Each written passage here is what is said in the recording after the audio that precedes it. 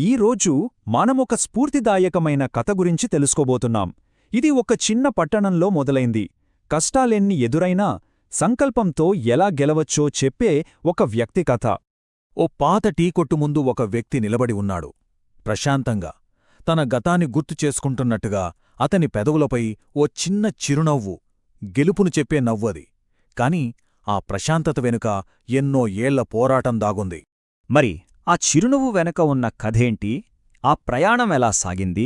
ఆ విజయం వెనక ఉన్న కన్నీళ్లు, కష్టాలు, వీటన్నింటినీ తెలుసుకోవాలంటే మనం అతని గతంలోకి వెళ్ళాలి. సరే, పదండి.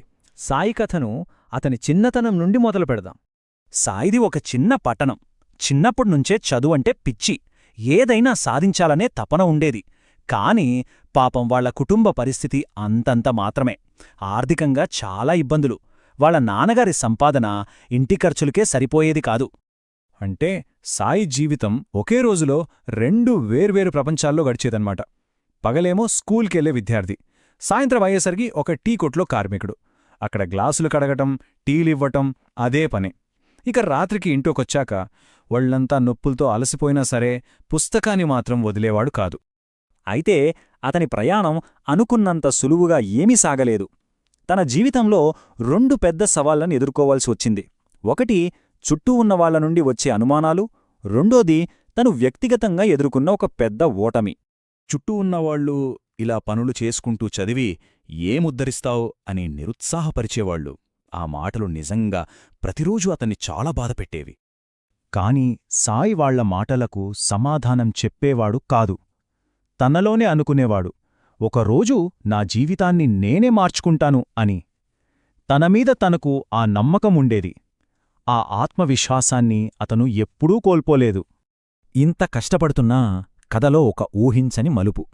తన ఆశలన్నింటినీ నీరుగారుస్తూ సాయి పరీక్షల్లో ఫెయిలయ్యాడు. అంతే, ఆ రోజు అతను పడ్డ బాధ అంతా ఎంతా కాదు. తన కలలన్నీ కల్లైపోయాయని అనుకున్నాడు. కాని సాయి అక్కడతో ఆగిపోయాడా? లేదు. ఆ ఓటమికి కుంగిపోలేదు. దాన్ని ఒక గుణపాఠంగా తీసుకున్నాడు. మరింత పట్టుదలతో మళ్లీ ప్రయత్నించాలి అని గట్టిగా నిర్ణయించుకున్నాడు. ఆ ఓటమిని విజయానికి తొలి మెట్టుగా మార్చుకున్నాడు.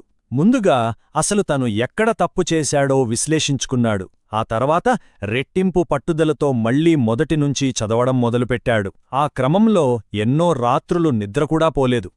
సరిగ్గా సంవత్సరం గడిచింది. సాయి కష్టానికి, అతని పట్టుదలకి ఫలితం దక్కింది. తనకు తాను చేసుకున్న ఆ వాగ్దానాన్ని నిలబెట్టుకున్నాడు. ఈసారి అతను పాస్ అవ్వడమే కాదు, క్లాసులోనే టాప్ మార్కులు సాధించాడు. ఇది చూసి ఒకప్పుడు తనని ఎగతాళి చేసిన వాళ్లందరూ నోరెళ్లబెట్టారు. ఇది కదా దృఢ సంకల్పానికి దక్కిన అసలైన విజయమంటే? ఆ ఒక్క విజయమే అతని జీవితానికి పునాది వేసిందే. ఆ తరువాత ఉన్నత చదువులు పూర్తిచేశాడు, ఒక మంచి ఉద్యోగం సంపాదించాడు. అన్నింటికంటే ముఖ్యంగా తన కుటుంబాన్ని కష్టాల సుడిగుండం నుంచి బయటపడేశాడు. సరే, ఇప్పుడు కథను మళ్లీ వర్తమానానికి తీసుకొద్దాం. గుర్తుందా? మొదట్లో చూసిన ఆ పాత టీ కొట్టు దగ్గర నిలబడ్డ వ్యక్తి? అతని దగ్గరికే వెళ్దాం. ఆ టీ కొట్టు దగ్గర నిలబడగానే గతం మొత్తం ఒక సినిమా రీల్లాగా కళ్లముందు కదిలింది. తను పడ్డ కష్టం, ఎదుర్కొన్న అవమానాలు, కార్చిన కన్నీళ్లు అన్నీ ఒక్కసారిగా గుర్తొచ్చాయి.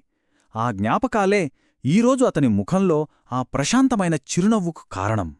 చూస్తే సాయి జీవిత ప్రయాణాన్ని మనం 4 ముఖ్యమైన దశలుగా చెప్పుకోవచ్చు. 1. కలలు కనే కష్టమైన బాల్యం. 2. ఊహించని ఓటమి. 3. ఆ ఓటమిని తట్టుకొని నిలబడటానికి చేసిన అలుపెరగని కృషి. ఇక 4ది, వీటన్నింటినీ దాటి విజయం సాధించి ఒక కొత్త జీవితాన్ని మొదలుపెట్టడం. నిజానికి సాయి కథ కేవలం ఒక వ్యక్తి కథ కాదు, ఇది మనందరికీ ఒక స్ఫూర్తి. జీవితంలో ఎవరికైనా కష్టాలొస్తాయి, కానీ అవి ఎదురైనప్పుడు మన సంకల్పం ఎంత బలంగా నిలబడుతుందో